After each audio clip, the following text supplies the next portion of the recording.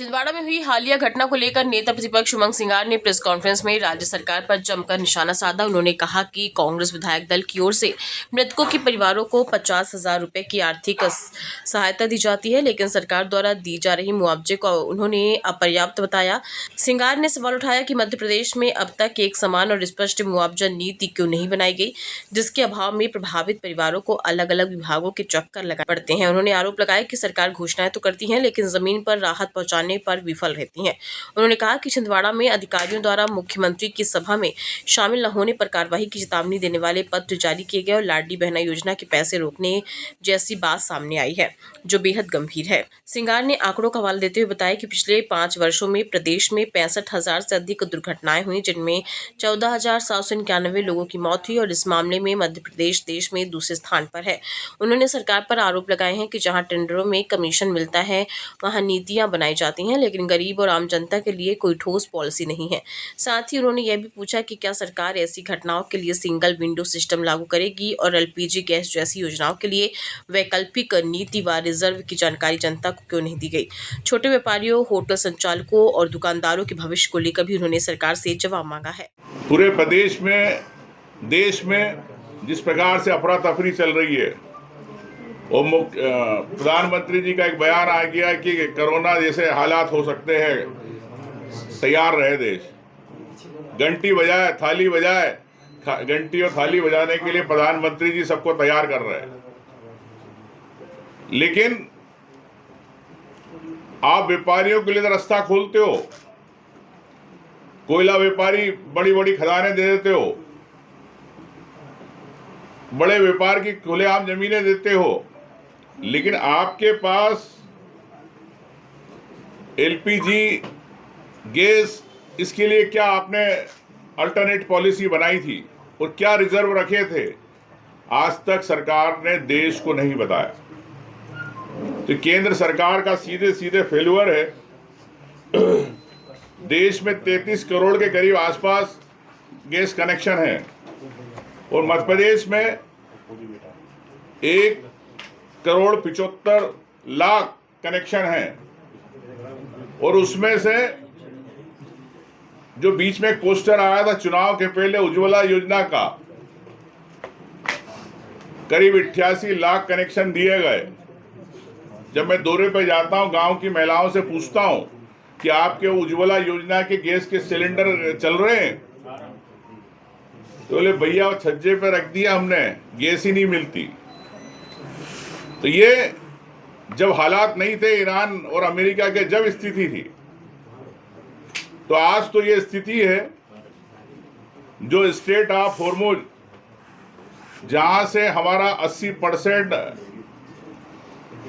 से ज्यादा तेल जिसमें आयात होता है उस रास्ते से आता है, अगले 2 महीने के अंदर अगर ये युद्ध बढ़ता है तो सरकार ने कौन से रिजर्व बना रखे हैं और क्या आने वाले समय के अंदर स्थिति रहेगी? क्या देश से की जनता से घंटी बजवाएंगे कि गैस के सिलेंडर देंगे? क्या पेट्रोल पंप की लाइनें नहीं लगेगी? इस पे सरकार की क्या नीति है, सरकार ने अभी तक नहीं इसमें बताया। तो मैं समझता हूं कि ये स्थिति कमर्शियल एलपीजी सिलेंडर की है। होटल हो, छोटे दुकानदार हो, वो अपना रोजगार कैसे चलाएंगे? रोजी रोटी जो रोज 100-200 रुपए कमाते हैं, 500 रुपए कमाते हैं, क्या सरकार ने उनके लिए सोचा? क्या प्रदेश सरकार ने उनके लिए सोचा कि अगर उनकी दुकानें बंद हो जाएगी, छोटी गुमटियां उनकी मध्य प्रदेश के अंदर पोहे जलेबी की अगर दुकानें बंद हो जाएगी तो उनका परिवार कैसे चलेगा? वो चाय की दुकान बंद हो जाएगी। प्रधानमंत्री जी चाय की बात करते, चाय वालों की बात करते, क्या चाय वालों को देश और प्रदेश के अंदर सिलेंडर मिलेंगे चाय की दुकान के, जो अपना गरीब परिवार चलाते? उनके बारे में नहीं। आपको वोट चाहिए तो चाय वाले याद आएंगे, गरीब दुकानदार याद आता। लेकिन ऐसी स्थिति में मैं समझता हूं कि एक तरफ प्रधानमंत्री जी बयान देते हैं कि कोविड वाली स्थिति है, तो कोविड में क्या गरीब परिवारों के साथ हुआ, कई हजारों किलोमीटर कई लोग चले अपने परिवारों के साथ, तो क्या वापस से हम उस स्थिति में जा रहे हैं? एक तरफ आप विश्व गुरु बनने की बात करते हो, देश को आत्मनिर्भर की बात करते हो, ये आज हालात क्यों? क्या व्यापारियों ही देश में कमाएंगे?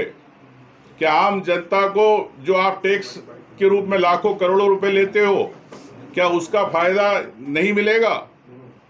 मैं समझता हूं कि ये सरकार की पॉलिसी फेल्यूर रही। एनर्जी डाइवर्सिफिकेशन को लेके कोई सरकार की पॉलिसी नहीं है। स्ट्रेटेजिक रिजर्व क्या है वो पॉलिसी नहीं है। और वेस्ट एशिया को लेकर आपने क्या बैलेंस किया ये पूरा देश जान रहा है। क्या आपने प्रोटेक्टिव डिप्लोमेसी की? क्या आपकी एक रणनीति थी? उसको लेके आपने नहीं बात करी। आप रशिया को से संबंध रखना चाहते हो। रशिया का तेल, ऑयल भारत में आता है। आपने कई पंप के साथ जॉइंट वेंचर किए। तो मैं समझता हूं, क्या रशिया के माध्यम से आप नहीं लेना चाहते हो? वो भी बताएं। और क्या इस डिप्लोमेसी पॉलिसी में क्या रशिया से आपने अभी तक जितने पंप पूरे देश में, एसआर पंप जो नाम है, नायरा पंप, ये पंप तो आपने खुलवा दिए। तो क्या उस नायरा पंप के द्वारा रशिया से हमको, हिंदुस्तान के लोगों को पेट्रोल डीजल मिलेगा? ये सरकार बताए। मैं समझता हूं कि सिर्फ बाहर के देशों को कमाना कैसे, वहां के व्यापारी कमाए कैसे, इस पे सरकार सोचती है, लेकिन देश की जनता और प्रदेश की जनता के लिए नहीं।